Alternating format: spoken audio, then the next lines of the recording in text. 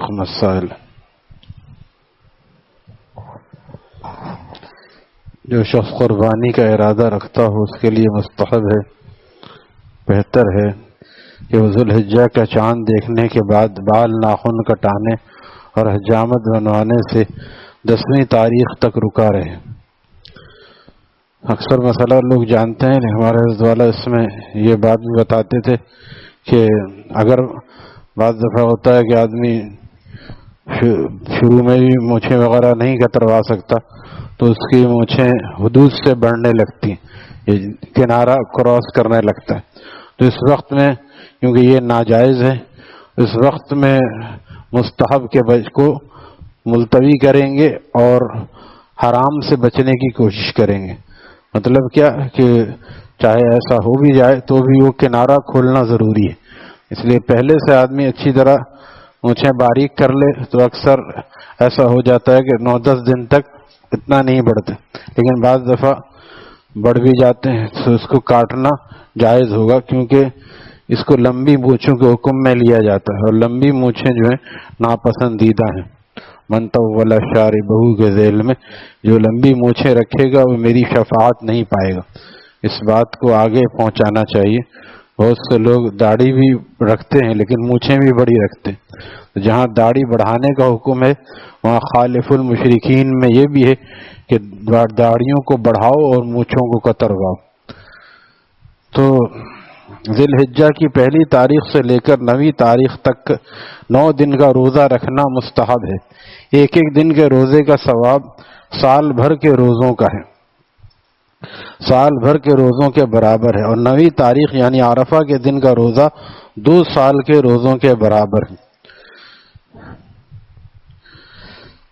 تکبیر تشریق 9ویں ذی الحجہ کی نماز فجر کے بعد سے 13ویں تاریخ کی عصر کی نماز تک ہر فرض عین نماز کا سلام پھیرتے ہی ایک مرتبہ بلند آواز سے تکبیر تشریق پڑھنا یہ واجب ہے، البتہ عورتیں آہستہ آواز سے پڑھیں۔ اللہ اکبر اللہ اکبر لا الہ الا اللہ واللہ اکبر اللہ اکبر وللہ الحمد 9 تاریخ سے پڑھیں گے۔ بہت سے لوگ اس میں غفلت کرتے ہیں، اس تکبیر کو پڑھتے نہیں یا آہستہ پڑھ لیتے ہیں، حالانکہ اس کا درمیانے طریقے پر بلند آواز سے پڑھنا واجب ہے، اس کی اصلاح ضروری ہے۔ شرماتے ہیں زور سے پڑھنے سے، اور بولتے شور مچاتے نہیں، شرماتے، جہاں پہ کہا جائے وہاں شرماتے، ویسے مسجد میں شور کرتے ہیں، اس میں شور ہونا ہی مقصد ہے تاکہ حاجیوں کی مشابہت ہو، یعنی بلند آواز سے پڑھیں۔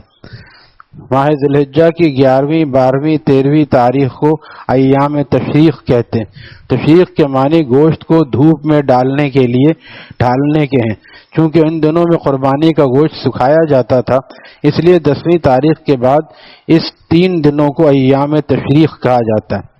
اس زمانے میں اسی طرح گوشت رکھا جاتا تھا، پھر فریج وغیرہ تو تھے نہیں، اور شروع میں آپ نے یہ بھی حکم دیا تھا کہ 3 دن کے اندر گوشت ختم کر دو، کیونکہ جو صاحب ثروت لوگ تاکہ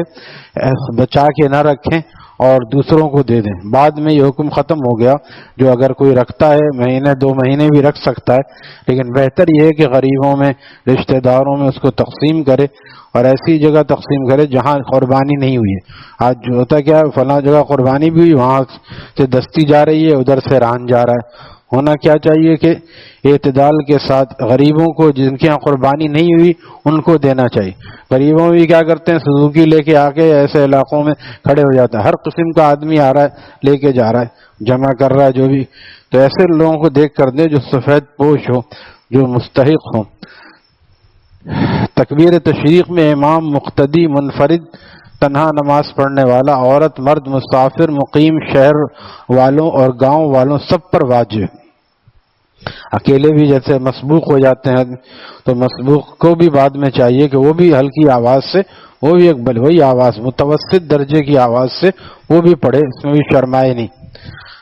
اگر امام نے تکبیر نہ کہی ہو، خواہ قصدن خواہ بھولے سے، تو مقتدیوں کو پھر بھی تکبیر کہنا ضروری ہے، انسان بھول جاتا ہے بعض دفعہ۔ جن دنوں میں تکبیر کہی جاتی ہے اگر ان دنوں کی کوئی نماز رہ گئی ہو، اب اگر اس کی قضا اسی سال کے انہی دنوں میں کی جائے گی تب تو یہ تکبیر کہی جائے گی، ورنہ مثلا 9ویں تاریخ کی نماز کی قضا اسی سال کی 10ویں تاریخ کو کی جائے تو تکبیر بھی کہی جائے گی، تکبیر تشریق، اور اگر اس کی قضا ان دنوں کے گزرنے کے بعد یا اگلے سال کے انہی دنوں میں کی جائے، اسی طرح ان دنوں سے پہلے کی قضا نماز اگر ان دنوں میں پڑھی جائے تو تکبیر نہ کہی جائے گی۔ انہی دنوں کی یعنی انہی 3-4 دنوں میں اگر کوئی نماز قضا ہوئی ہے تو اس میں تو پڑھی جائے گی، اس کے علاوہ نہیں۔ مسبوق جس کی رکعت رہ گئی ہو وہ بھی اپنی رکعت پوری کرنے کے بعد یہ تکبیر کہے گا، لیکن اگر بھول کر امام کے ساتھ تکبیر تشریق کہہ لے تو بھی نماز ہو گئی، اور لاحق جس کی رکعت امام کی اقتدا کرنے کے بعد رہ گئی ہو اس پر بھی یہ تکبیر واجب ہے۔ وہ ایسا ہوتا ہے کہ بعض دفعہ درمیان میں وضو ٹوٹ جاتا ہے، دوبارہ وہ آیا اور آ کے اس نے، اس کو لاحق کہتے ہیں، اور آ کر اس نے نماز کی اسی پر بنا کی تو اس پر بھی تکبیر تشریق واجب ہے۔ نماز کا سلام پھیرنے کے بعد جب تک قبلے سے سینہ نہ پھیرا ہو اور نہ کوئی کام ایسا کیا ہو جس سے نماز کی بنا ممنوع ہو جاتی ہے، اس وقت تک یہ تکبیر کہنا ضروری ہے۔ نماز کے سلام کے بعد اگر کسی نے قہقہہ لگایا یا عمدن حدث کیا یا کلام کیا تو اب یہ تکبیر نہیں کہہ سکتا، البتہ اگر سلام کے بعد خود بخود حدث ہو گیا تو یہ بھی یعنی وضو ٹوٹ گیا تو یہ تکبیر کہہ لے، کیونکہ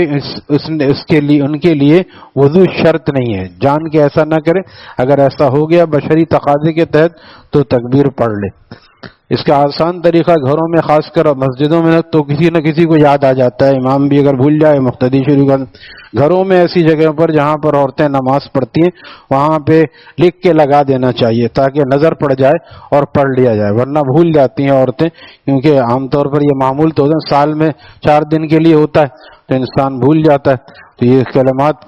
کو لکھ کر ہاتھ سے یا کمپیوٹر سے لکھ کر اس کو سامنے لگا دینا چاہیے جہاں پہ عورتیں نماز پڑھتی ہیں۔ اور عورتوں کے نماز کے لیے اسی لیے ایسی جگہ مخصوص ہونی چاہیے۔ صحابہ کے گھر میں مسجد ہوتی تھی، مسجد سے مراد سجدہ کرنے کی جگہ، ایسی جگہ جہاں پر لوگ وہاں پہ نماز پڑھتے ہیں، عورتیں اعتکاف کرتی ہیں۔ ہر جگہ پڑھنے سے کیا ہوتا ہے، بچے ہوتے ہیں، بعض جگہ وہ پیشاب کر دیتے ہیں ایسی چیزوں میں، لہذا ایسی جگہ ہونی چاہیے جہاں پہ عورتیں نماز پڑھیں اور اعتکاف وغیرہ کریں۔ قربانی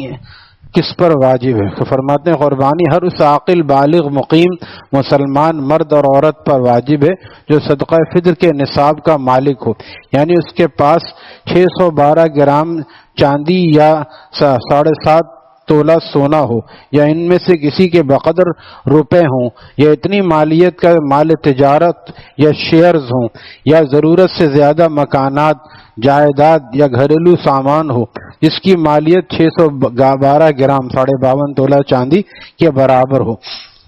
لہذا مجنون شرعی مسافر غریب پر قربانی واجب نہیں ہے، کرے گا تو ثواب ملے گا۔ اسی طرح ماں باپ پر بھی بچے کی طرف سے قربانی واجب نہیں ہے، نہ اپنے مال میں سے نہ بچے کے مال میں سے، اگر کرنی ہو تو اپنے مال میں سے کریں، وہ نفلی قربانی کہلائے گی۔ 12ویں تاریخ کو سورج ڈوبنے سے پہلے کوئی مسافر گھر پہنچ گیا یا کہیں 15 دن ٹھہرنے کی نیت کر لی یا غریب کے پاس مال آ گیا تو اس پر بھی قربانی واجب ہوگی۔ اگر دوپہر سے پہر میں بھی آخری دن ہے، تیسرا دن ہے، تو یہ بھی گزرنے سے پہلے پھر اس کو قربانی کرنی پڑے گی۔ ایسی جگہ جا کے منڈی کی طرح جو وہاں پر قصائی بھی بیٹھے ہوتے ہیں، اگر ایسا کسی کے ساتھ ہو جائے وہاں جا کے جانور خریدے وہیں ذبح کر لے، اور کیونکہ انہی اوقات میں ذبح کرنا ضروری ہے۔ اگر یہ اوقات گزر گئے، 12ویں تاریخ کی شام گزر گئی، مغرب کا وقت ہو گیا تو یہ وقت ختم ہو گیا، اب وہ اس کا مسئلہ بدل جائے گا، اس لیے اہتمام کرنا چاہیے۔ اللہ تعالیٰ تمام مسلمانوں کو اس کی توفیق عطا فرمائے۔ اور ایک بات خاص کر خیال رکھنا چاہیے کہ جانور خریدنے جب آدمی جاتا ہے تو خود بھی خیال رکھیں، دوسروں کو بھی بتائیں کہ ایسے وقت میں جائیں جب نماز کا وقت نہ ہو، ورنہ ایک واجب کے لیے دو دو تین تین نمازیں بعد ضائع کر دیں۔ 4 بجے جا رہے ہیں، 5 بجے جا رہے ہیں، عصر بھی گئی، مغرب بھی گئی، کہاں پڑھیں، چلو گھر جائیں۔ جو کمزور نمازی ہوتے ہیں، جو صرف نمازی ہوتا ہے، وہ نماز بھی جاتی ہے اس کی، لہذا نماز کا اہتمام یہ ہے کہ وہ کسی حالت میں اس کو چھوڑا نہ جائے۔ صبح جائیں فجر پڑھ کے تو ظہر تک وقت ہے، بالفرض اگر ظہر میں بھی سودا بن رہا ہے اور دیر ہو رہی، 3-4 بجے تک بھی آدمی پڑھ سکتا ہے، قضا نہیں ہوگی کم از کم نماز۔ اور یہ بھی دیکھنا چاہیے وہاں بھی نماز کی ایسی جگہیں بنی ہوتی ہیں، تبلیغی جماعت کے مراکز ہوتے ہیں، وہاں پہ نمازیں ہوتی ہیں، تو جہاں آدمی چاہے، اگر آدمی ارادہ کرتا ہے اللہ تعالیٰ مدد فرماتے ہیں۔ اسی طرح جانور لے کے آئے، بہت سے لوگ اس کی حفاظت کرتے ہیں، رات بھر جاگے ہیں، فجر کی نماز نہیں پڑھ رہے، 2 لاکھ 3 لاکھ 5 لاکھ کی قربانی کی، اور یہاں نماز کی بھی قربانی ہو رہی۔ لہذا جتنا ضروری واجب کو عمل کرنا ہے، اس سے زیادہ ضروری فرض نماز کو پڑھنا ہے، وہاں پہ کسی اور کو مقرر کر کے، چھوٹے بچوں کو مقرر کر کے، بڑوں کو چاہیے وہ جماعت کے ساتھ نماز پڑھیں۔ اللہ تعالی ہمیں اہتمام نصیب فرمائے۔ الحمدللہ رب العالمین والصلاة والسلام